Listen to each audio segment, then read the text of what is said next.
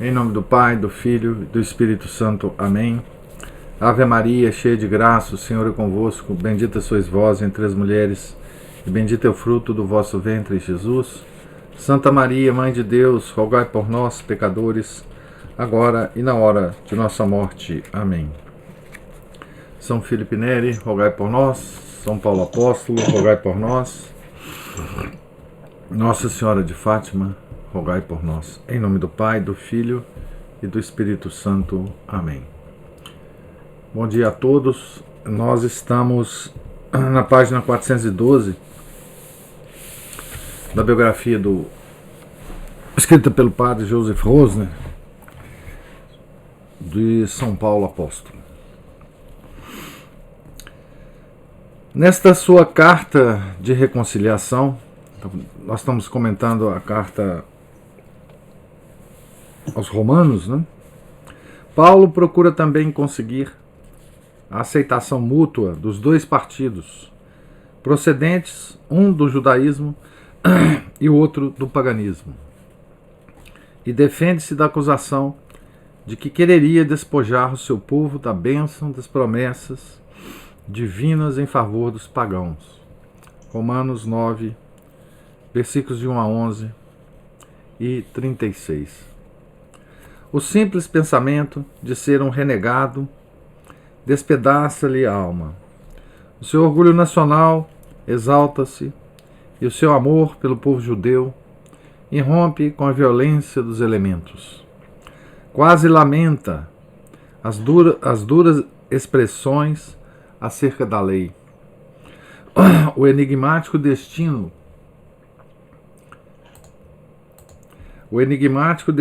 de seu povo, que durante milênios fora o herdeiro das promessas e que agora perdia o Messias, aflige-lhe o espírito. É comovedor acompanhar a luta que trava para esclarecer este mistério à luz dos seus ensinamentos sobre a predestinação e para elevar a discussão entre os dois partidos a um plano superior. Deus não se deixa penetrar, nem interrogar pelas suas criaturas, nem permite que se abuse do seu nome para estreitos fins nacionais.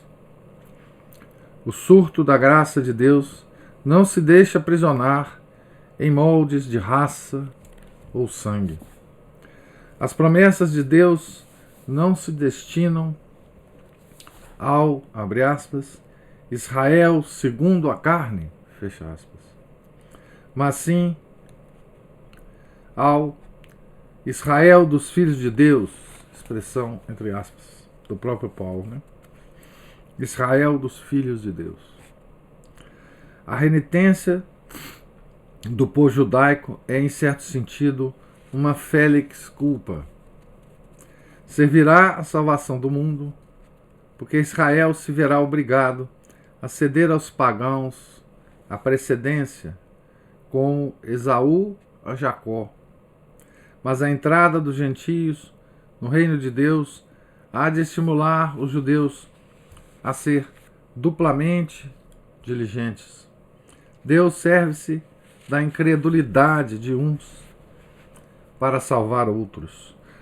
E depois salvará também aqueles que, durante uns curtos instantes, não corresponderam à sua vocação. Uma comparação muito expressiva e paradoxal ilustra este mistério da graça, que parece atuar arbitrariamente e contra a natureza. Da oliveira cortaram-se alguns ramos e no seu lugar enxertaram-se ramos de oliveira silvestre. Mas Deus tem o poder para voltar a enxertar os ramos originais no seu próprio tronco. Assim procura São Paulo enxugar as lágrimas do seu povo. Mas, se a sua inteligência se sente tranquila com isso, o coração ainda sofre. Que coração não sofreria diante do incompreensível. Abre aspas. Logo, ele tem misericórdia de quem quer e endurece a quem quer. Romanos 9, 18. Paulo lança assim um olhar sobre o abismo alucinante da predestinação eterna e, subjugado por semelhante visão, rompe nessa exclamação de assombro. Abre aspas. Ó profundidade das riquezas, da sabedoria e da ciência de Deus! Quão incompreensíveis são os seus juízos e imprescrutáveis os seus caminhos. Romanos 11, versículo 33. Durante toda a sua longa vida, desde a experiência de Damasco, o apóstolo não perderá sua capacidade de admiração, sinal de um espírito sempre jovem. Este assombro diante da majestade divina é indispensável ao homem religioso e muitíssimo fecundo para a vida interior, porque confere liberdade ao espírito e o mantém aberto às grandezas de Deus. Ó profundidade das riquezas, da sabedoria e da ciência de Deus! Quão incompreensíveis são os seus juízos e imperscrutáveis os seus caminhos. Aqui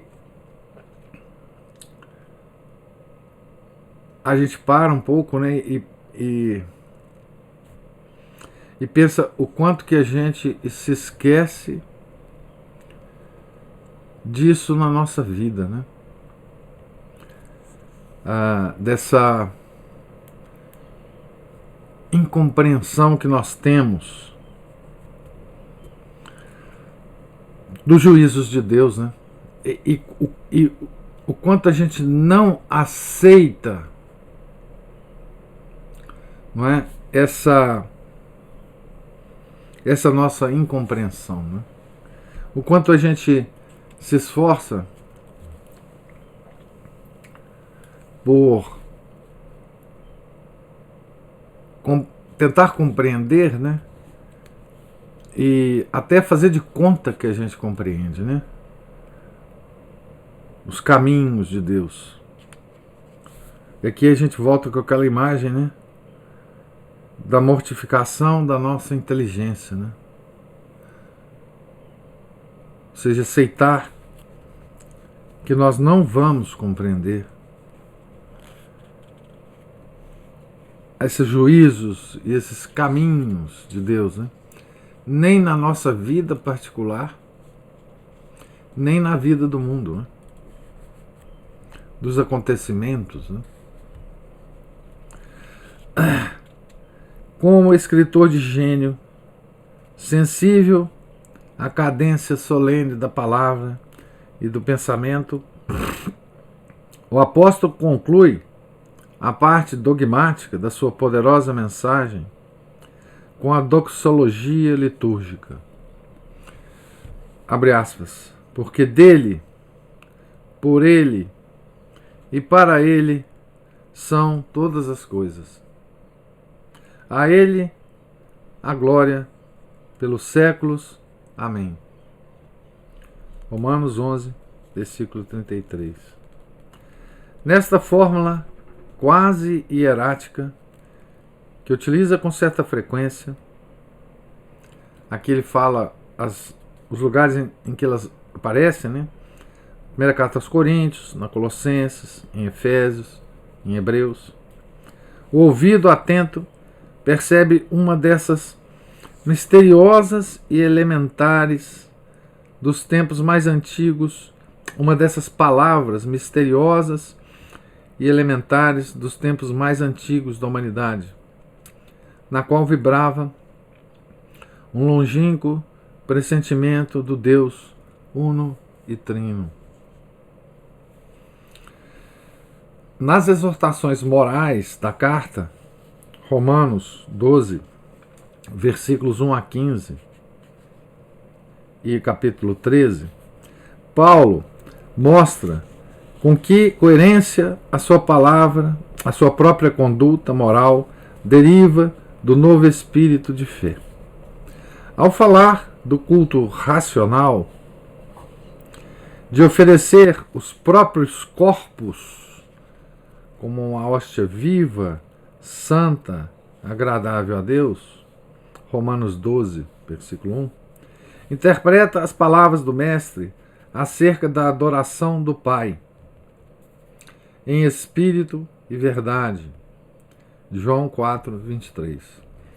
Só tornaremos a encontrar esta expressão em Pedro, 1 Pedro, capítulo 2, versículo 5, mas com uma ressonância paulina. Neste ponto, Paulo está novamente de acordo com a mais nobre herança da humanidade, que o pitagórico Hierocles exprimiu nesta bela frase, abre aspas, só sabe honrar a Deus aquele que não mistura nem confunde os valores, aquele que de preferência se oferece a si próprio sobre o altar, aquele que modela a sua alma como uma escultura divina, converte o seu espírito num templo e o prepara para receber a luz de Deus. Porque Deus não possui aqui embaixo uma morada mais íntima do que uma alma pura. Fecha aspas. Isso é uma frase de um pitagórico, né, de um pagão, que tem ressonâncias impressionantes, né, com a nossa religião. A moralidade de um ato não é determinada pelas coisas, mas pela consciência. Tudo depende da atitude da alma, do novo estado de espírito inspirado pela caridade. Este estado de espírito simplifica extraordinariamente a ética cristã. E eu diria também, né, que esse espírito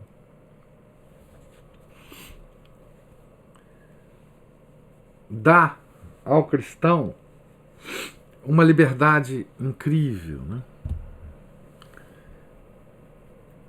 Que é uma liberdade que a gente encontra nos santos, né? Principalmente nas coisas aparentemente contraditórias que os santos fazem, né? Porque os santos não se baseiam numa tábua de regrinhas, né? A caridade, ela não é limitada a uma tábua de regrinhas. Por isso os santos às vezes parecem paradoxais, né? Esse paradoxo, esse comportamento, né, da santidade é muito bem explorado num texto que eu já comentei aqui com vocês, um texto de Gustavo Corsão sobre Santa Catarina de Sena. Um estudo que ele começou, escreveu a primeira parte desse estudo e não deu mais seguimento ao estudo, mas essa primeira parte é extraordinária, né? Então, se vocês colocarem aí no Google Santa Catarina de Sena e Gustavo Corsão, vocês vão encontrar esse texto no site da Permanência. Da concepção cristã, que enxerga no interior do éon presente, ao lado do reino deste mundo, um reino espiritual independente a germinar, o éon futuro, ou novo mundo, deriva igualmente a atitude fundamental do cristão para com o Estado e a política. A corrente apocalíptica judaica considerava invariavelmente a cidade deste mundo como cidade de Satanás, adotando a seu respeito uma atitude negativa. Paulo é o primeiro a fazer justiça ao Estado romano de maneira positiva, segundo o espírito de seu mestre, a propósito de todas as coisas deste mundo. Na segunda epístola aos Tessalonicenses, reconhece na ordem romana o poder de contenção que impede a vinda do anticristo. Agora dá mais um passo. A autoridade civil é, no seu entender, um ministro de Deus, o seu representante mandatário. Foi estabelecida para impedir a propagação do mal. Quando Paulo escrevia estas benévolas linhas sobre o Estado, o império encontrava-se no 4º ano do reinado de Nero, e o poder imperial mostrava-se no seu maior esplendor. Estava-se no célebre quinquennium, os 5 primeiros anos do jovem imperador, cujas perversas disposições espirituais ainda não se tinham manifestado, graças à sábia influência dos seus 2 preceptores, Sêneca e Burro. Mas Paulo via as coisas com clareza e conhecia o futuro. As suas exortações eram dirigidas, sobretudo, aos judeus cristãos, cujos correligionários de Jerusalém tinham levado as paixões nacionalistas até a incandescência, de tal modo que em breve viriam a lançar-se em terríveis insurreições. Mas a sua atitude não correspondia a nenhum oportunismo político, como é evidente se tivermos em conta o seu caráter. O apóstolo era homem de princípios. Continuou a sustentar a sua doutrina de fidelidade ao Estado, mesmo depois de se ter manifestado a monstruosidade de Nero e de o Estado romano ter mudado de atitude para com a Igreja. 1 Timóteo 2, versículo 1, Tito, capítulo 3, versículo 1. Jesus, na profundidade da frase, dai a César o que é de César e a Deus o que é de Deus, e Paulo, na interpretação desse pensamento, inauguraram um novo período de relações do indivíduo e da comunidade eclesiástica com o Estado, bem como uma nova atitude perante a política. Estabeleceram um mundo situado fora da política, uma civitas Dei, um reino interior que não é deste mundo, onde a Igreja permanece invulnerável, indestrutível. Esse pensamento político de Paulo terá uma influência inimaginável no Ocidente, né? Inimaginável.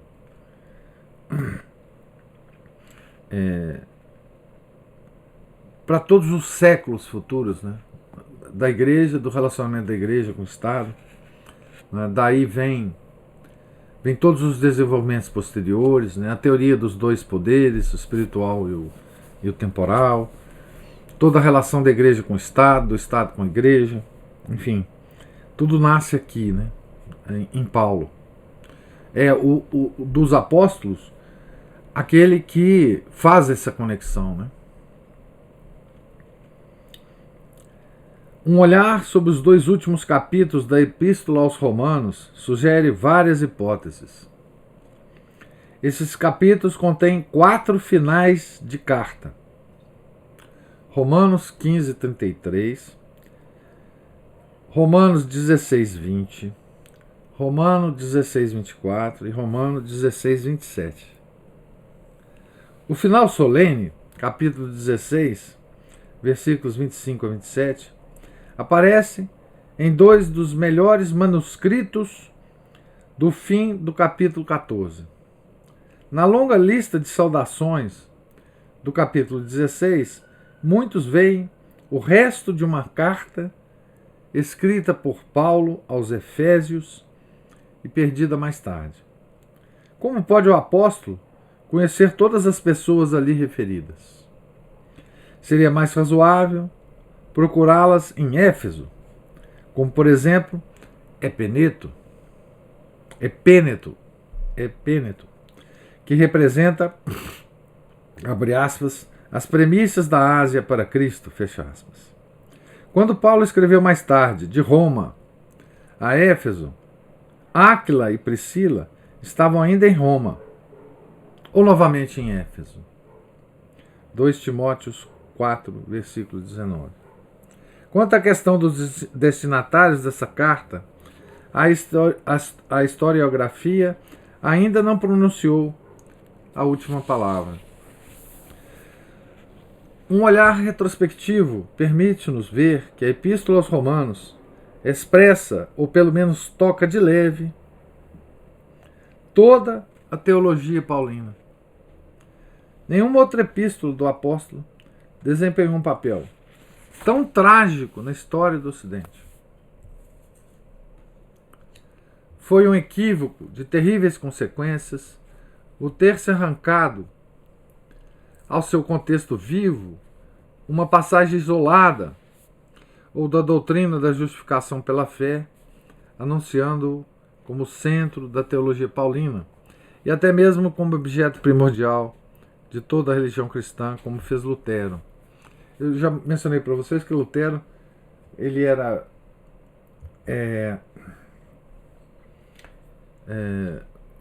um grande estudioso dessa epístola, né? E um grande deformador das ideias de São Paulo. Ele tinha que deformar as ideias de São Paulo, né? Para fazer o que ele fez. Para Paulo, este capítulo só se torna compreensível nas suas formulações mais extremas, se o encararmos como um episódio na sua polêmica contra o judaísmo.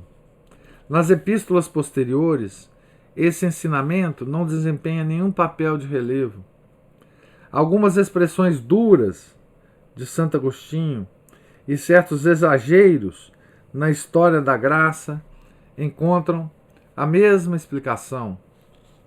O jovem Lutero estava, porém, tão absorto nos seus próprios sentimentos que não chegou a compreender o verdadeiro alcance da doutrina.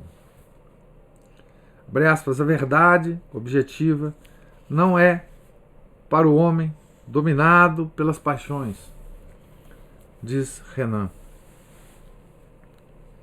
A fé, segundo o apóstolo, é mais do que uma simples convicção alcançada à força de repetir intimamente que, abre aspas, para mim, Deus é um Pai bondoso, fecha aspas.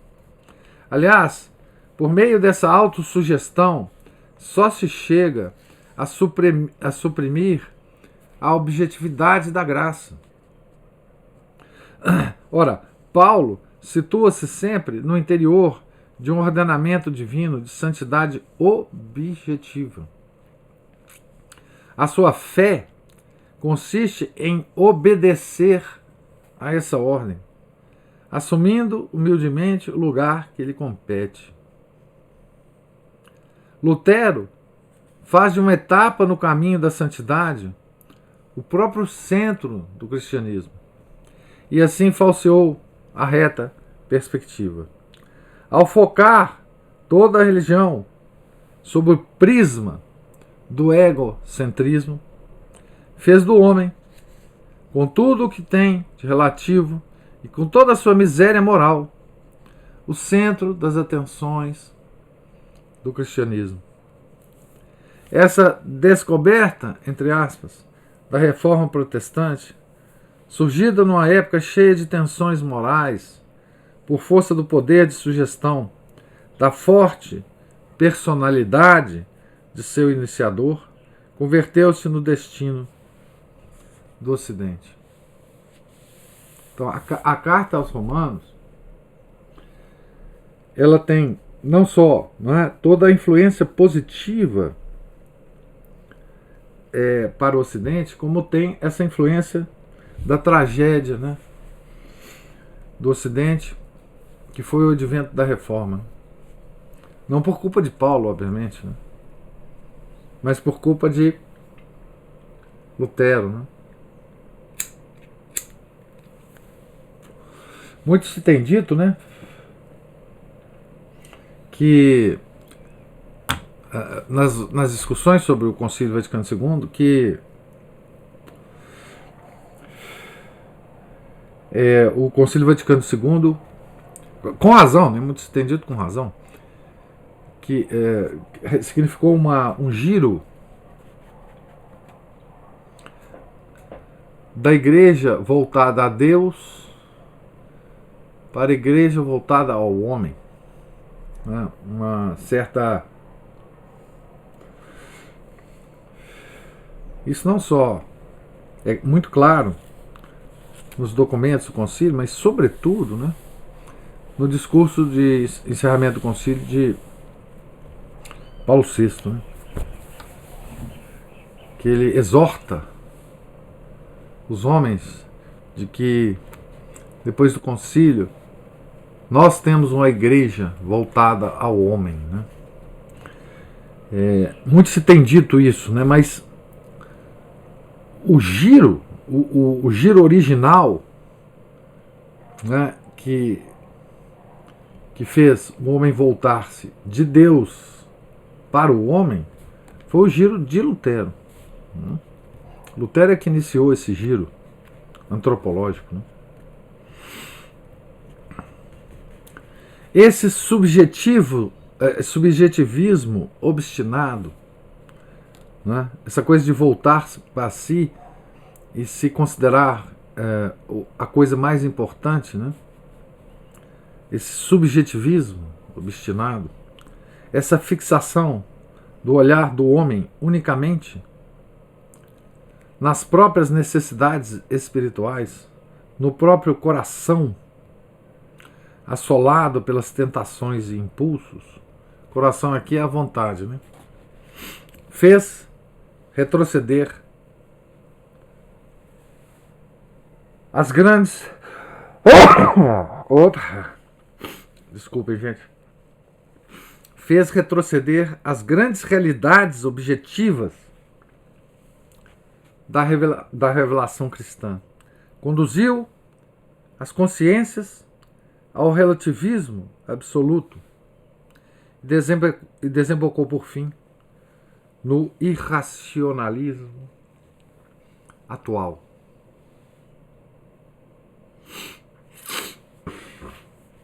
Foi essa atitude que conferiu ao luteranismo o seu caráter severo e duro, muitas vezes penetrado de um senso moral muito elevado, mas no fundo desprovido de alegria. A tal alegria cristã que se perdeu. Né? Se perdeu na passagem do medievo para a renascença. Né? Então, para a gente encontrar essa alegria, a gente tem que retroceder, né, ao medievo. Reforçou a tendência faustiana, essa herança fatal da alma germânica, e deu-lhe dimensões trágicas, como se viu nas grandes guerras. Além disso, por reação, abriu as portas ao panteísmo romântico e entronizou um Deus que evolui no lugar do Deus supra-histórico dos cristãos, que intervém livremente na história dos homens. Esse Deus que evolui foi a seguir introduzido no trágico acontecer dos homens, e toda a história humana passou a ser considerada como um mero desenvolvimento automático desse Deus trágico, como se viu no nazismo e no marxismo. Veja, o padre Rosen, alemão, né, está escrevendo esse livro logo no pós-guerra, né, no pós-Segunda Guerra Mundial, tá? Deus que evolui, né? É o Deus do Concílio Vaticano II. É o Deus da nova teologia. Vocês vejam que aqui nós estamos em 1940, 2 décadas antes do concílio, né? Esse é o Deus do modernismo. É o Deus de Blondel, de Tirel, de Loisy, né? É o Deus de Félicité de Lamennais, né? Deus que evolui, né? E aqui ele liga Lutero, né, às loucuras modernas. E aqui eu volto, né? Eu vou reler o início desse parágrafo para fazer um comentário.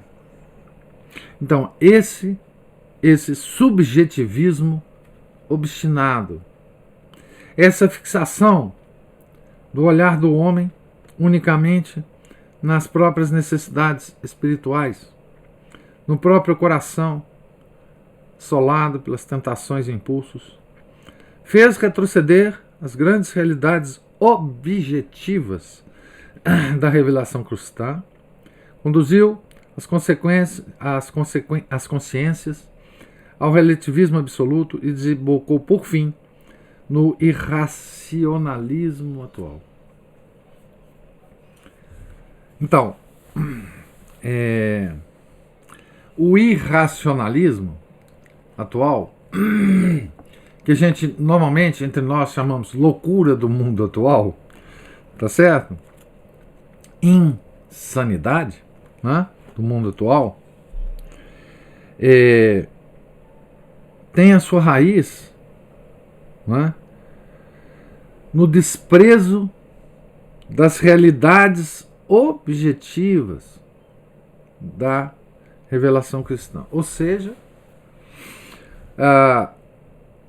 nós desprezamos a realidade enquanto tal, não é? E quando a gente despreza a realidade enquanto tal, a gente despreza uma virtude cristã de docilidade à realidade, que se chama muitas vezes humildade, né? Tá certo?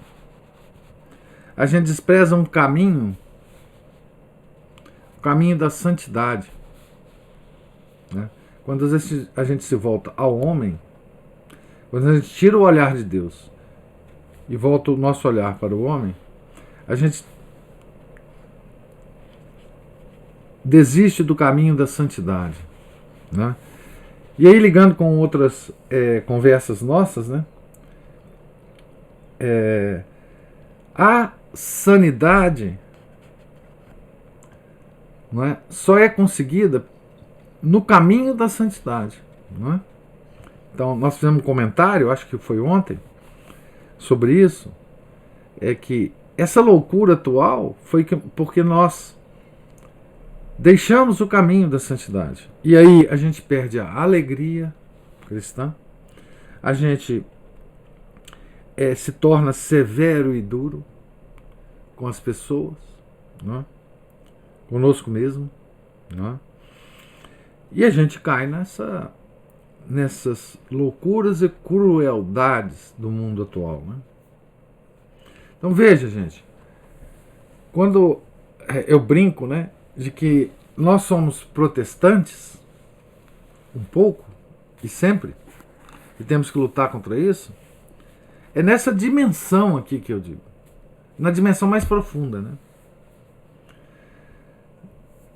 Não é que a gente vá em culto protestante, não é que a gente professe o protestantismo, não é que a gente goste de Lutero e Calvino, não. É que essas ideias que surgiram aqui, elas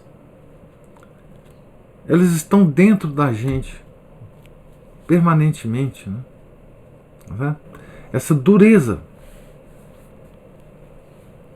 essa severidade, não é? Que é protestante e não é católica, mas essa noção já se perdeu para nós, né? Porque nós vivemos num mundo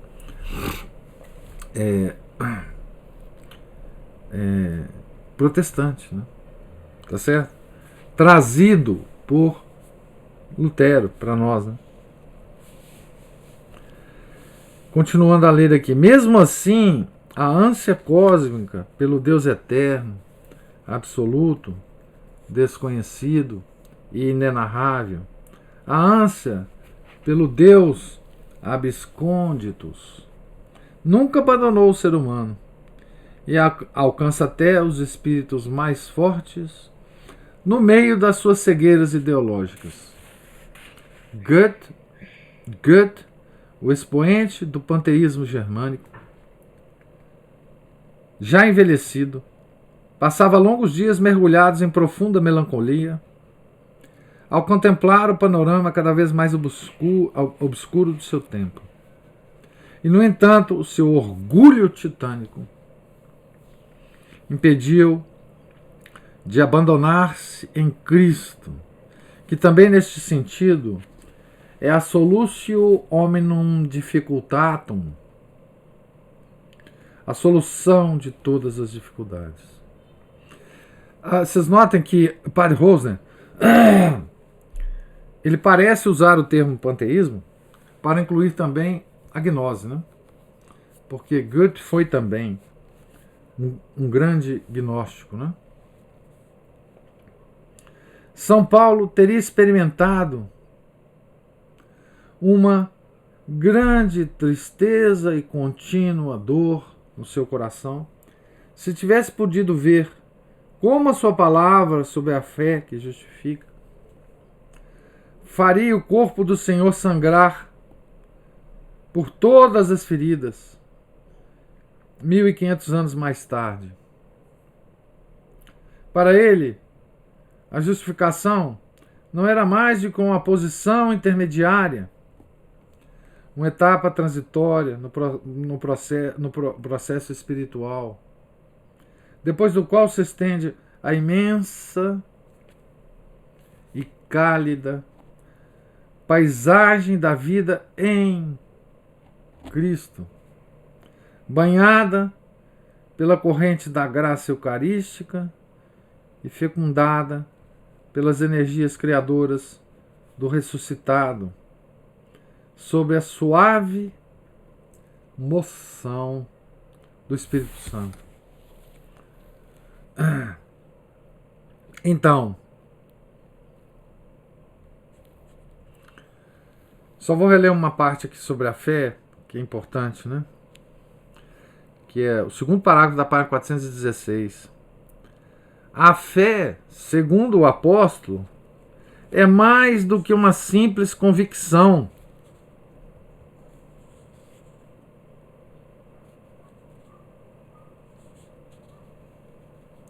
Mais do que uma simples convicção.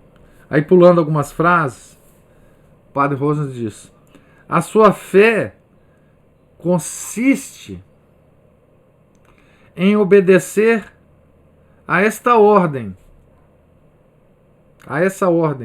assumindo humildemente o lugar que lhe compete. Ou seja, a fé ela pressupõe uma obediência, não é? Obediência a quê?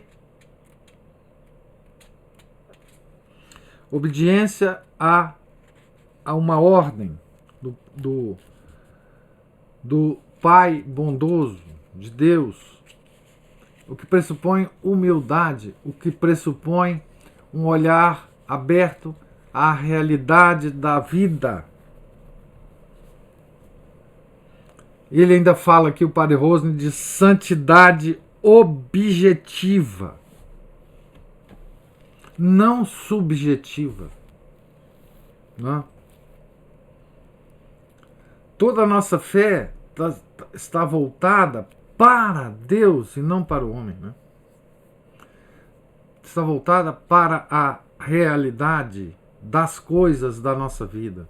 Está voltada até onde nós podemos perceber, né, para as causas segundas, né, que são operadas pela causa primeira, né?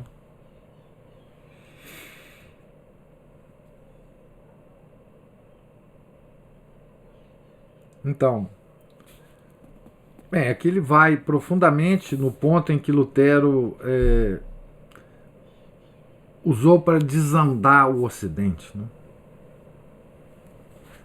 Poucos comentários, mas muito importantes, né, aqui.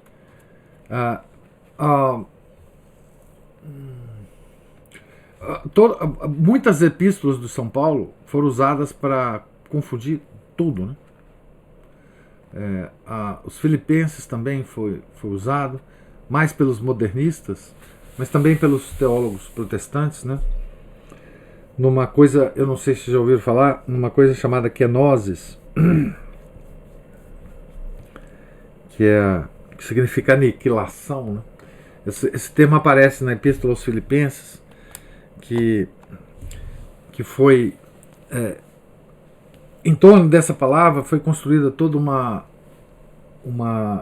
fundamentação da Nouvelle Théologie, que foi assumida pelo Concílio Vaticano II, né?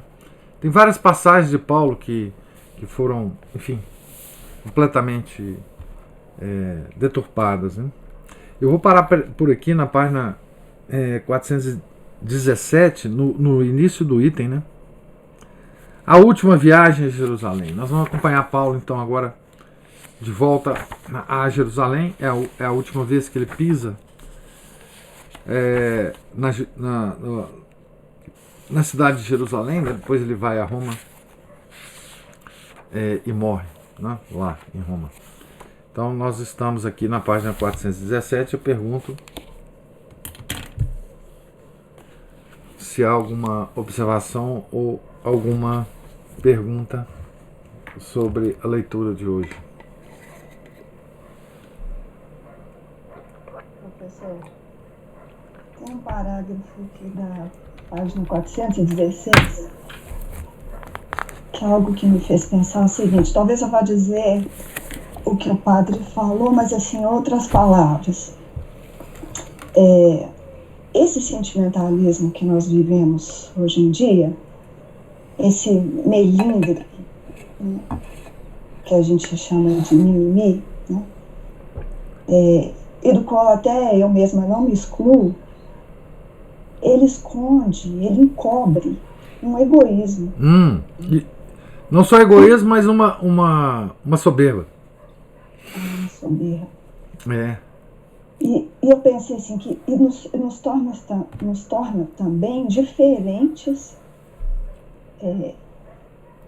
ao outro, né? Porque o que importa sou eu, os meus sentimentos, e assim, é uma coisa, é uma fraqueza física, tanto física quanto moral, né? Tudo dói demais. Você sabe por que tudo dói demais, Ana Paula? É por causa daquele sentimento. Quem é você para me atacar assim? Quem você pensa que é para falar comigo assim? Entendeu? Daí a soberba. Assim, eu, como um cara sensacional, não mereço isso de você. Você não pode fazer isso comigo. Não é? Isso tudo está por trás desse mimimi, desse católico jujuba. Estou falando dos católicos, para não dizer das outras pessoas, né?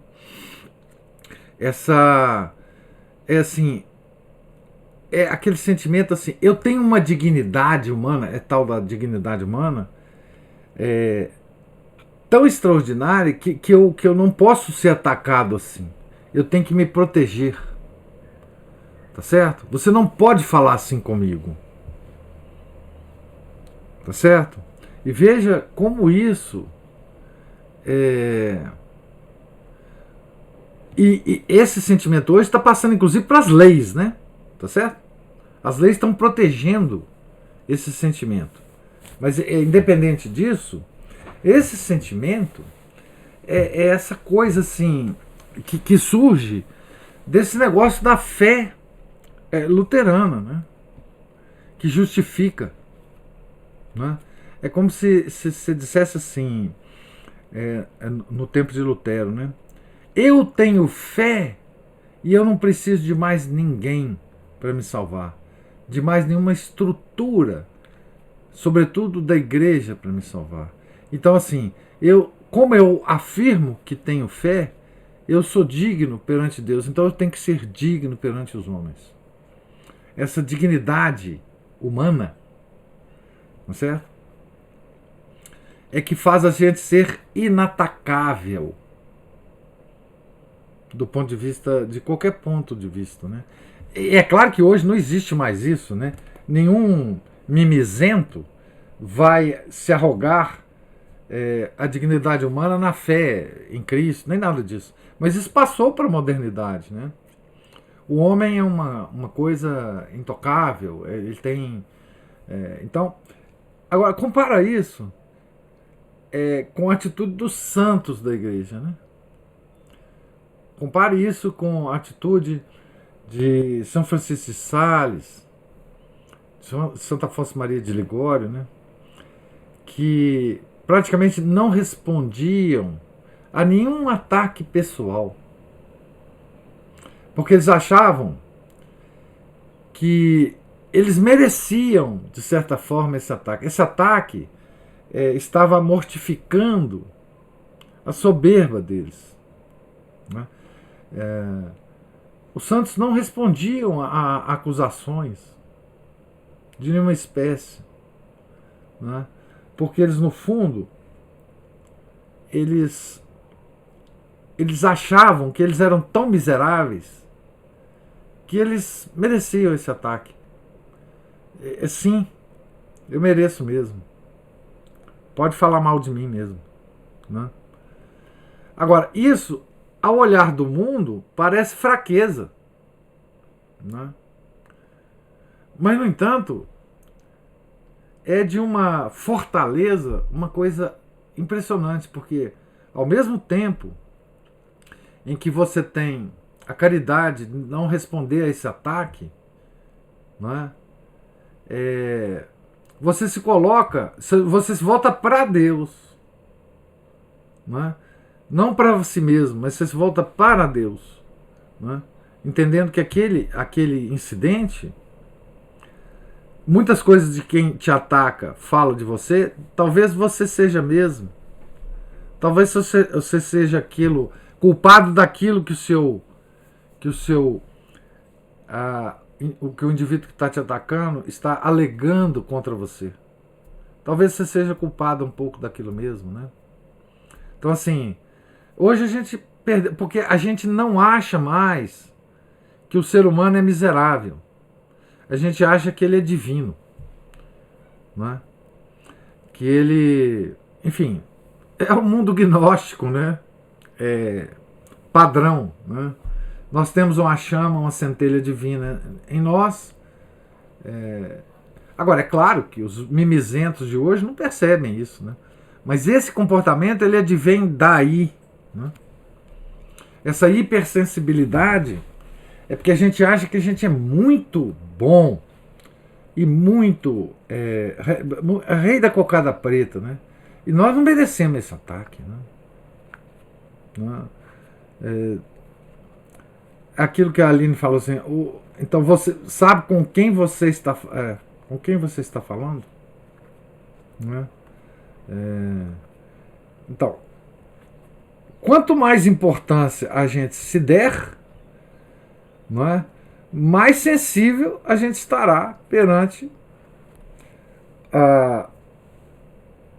os ataques. E às vezes nem é ataque, né? Às vezes é uma pessoa que chega perto de você e expõe um defeito seu, E às vezes ela está expondo esse defeito, porque esse defeito é tão grande que está enchendo o saco dela.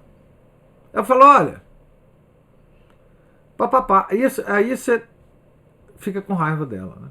E às vezes processa, e às vezes leva ela na justiça, né? Porque as leis hoje estão todas protetoras disso, né? Mas isso nasce, essa atitude, ela nasce do subjetivismo protestante luterano, né?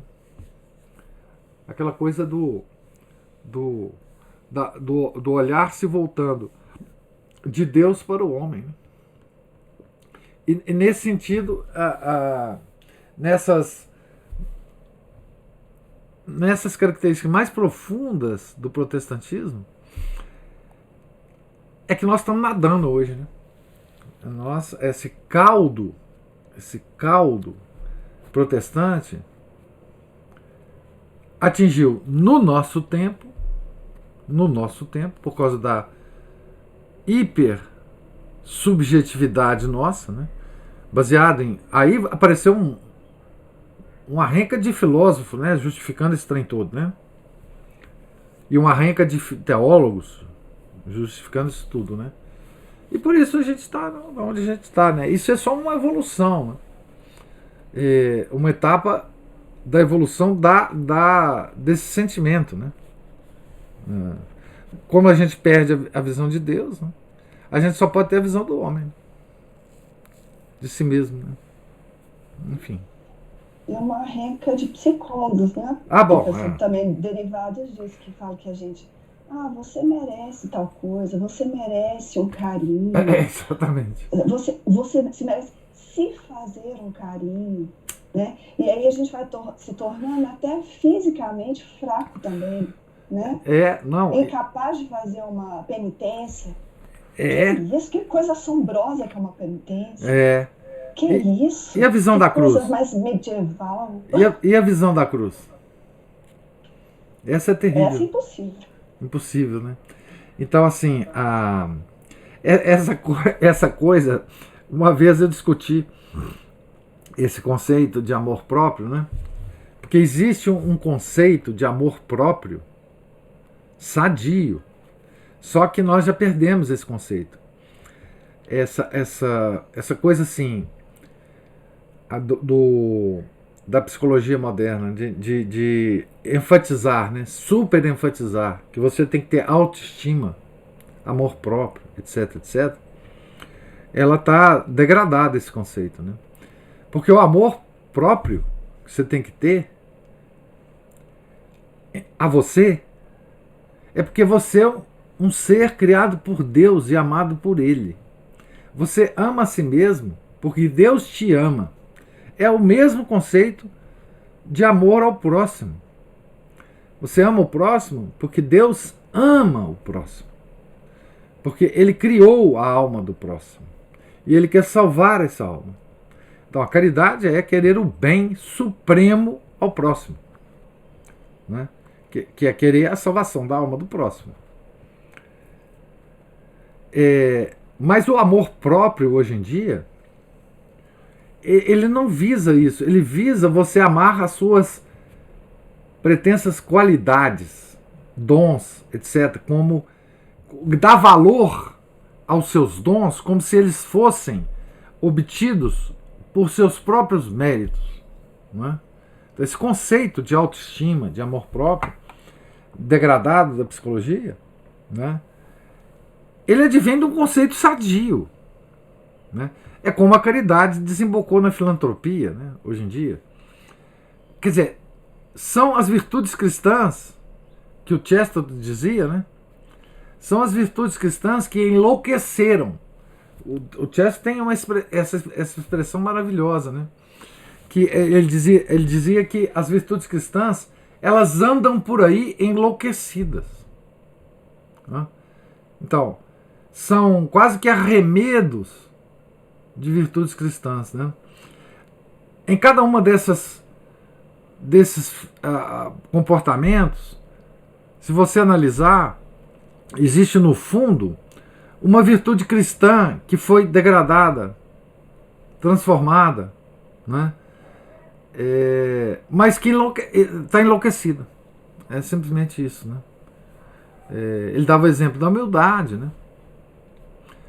Que se deslocou, né?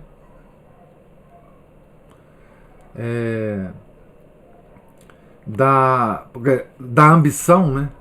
Para o intelecto, né? A humildade é uma virtude, segundo Chesterton, né? Que saiu do coração e foi para o intelecto. Então, o humilde hoje é aquele que é humilde em relação às verdades intelectuais do mundo. Não, você pode pensar assim mesmo, porque você tem direito de pensar diferente de mim, etc. Mas a humildade não tem nada a ver com isso, né? A humildade tem a ver com a ambição, com a vontade, né? Então ela se deslocou, segundo Chester, do coração e foi para o intelecto. Então o humilde hoje é aquele que não defende a verdade, aquele que é frouxo em relação à verdade, que aceita qualquer mentira como se verdade fosse, mas é ambicioso até a última consequência. Então é uma virtude enlouquecida, né? E assim todas as virtudes estão enlouquecidas hoje, né? Assim. Mas tem um fundamento cristão, né? Porque não há outro fundamento para nem no pós-cristianismo, no paganismo pós-cristão, tem nenhuma possibilidade de você sair do orbe do cristianismo. Você pode enlouquecer as coisas, mas o orbe cristão, ele não há mais possibilidade intelectual, ontológica, metafísica de você sair desse orbe. O mundo está enlouquecido, mas sob a influência cristã. Não tem jeito de você sair disto mais. Nem os filósofos iluministas conseguiram. Pois é, mesmo a filosofia moderna, ela não tem jeito de tomar outra referência que não o cristianismo, mesmo para enlouquecer. Porque depois da morte da cruz, o mundo é outro. Não tem mais jeito. Não tem mais jeito de mudar. Mesmo que a gente se enlouqueça, nós vamos enlouquecer em torno do cristianismo, em torno da cruz de Nosso Senhor Jesus Cristo. Que é uma espécie de exaltação negativa da redenção, né? Uma espécie de exaltação negativa da redenção, né? O mundo, ele está queimando igrejas, né? Porque o mundo sabe que depois da crucificação, aquela igreja, aquele prédio, significa tudo no mundo. Então, vamos queimar a igreja. Vamos atacar a igreja. Uma espécie de homenagem que os nossos inimigos prestam a nós. Nos atacar, nos querer destruir, né?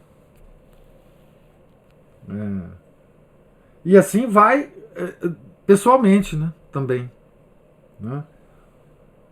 Quer dizer, toda isso que você falou, né? Essas deformações, né? Que nós, esse mimimi todo, né? É função, enfim, desse. E Paulo está até nisso, Paulo está no centro disto, né?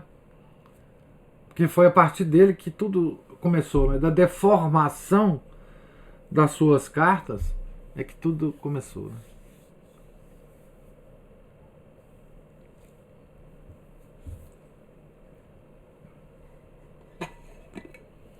Então, mais alguma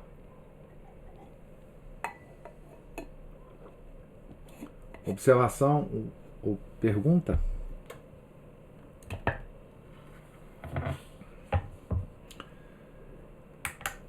Então, pessoal, não tendo, nós estamos então na página 417.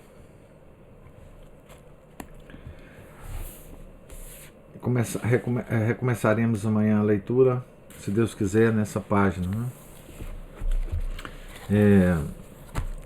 Deus lhes pague a presença, a paciência e a participação. Tenham todos um santo dia. Fiquem com Deus. Em nome do Pai, do Filho e do Espírito Santo. Amém. Ave Maria, cheia de graça, o Senhor é convosco. Bendita sois vós entre as mulheres, e bendito é o fruto do vosso ventre, Jesus. Santa Maria, Mãe de Deus, rogai por nós, pecadores, agora e na hora de nossa morte. Amém. São Felipe Neri, rogai por nós. São Paulo Apóstolo, rogai por nós. Nossa Senhora de Fátima, rogai por nós. Em nome do Pai, do Filho e do Espírito Santo. Amém.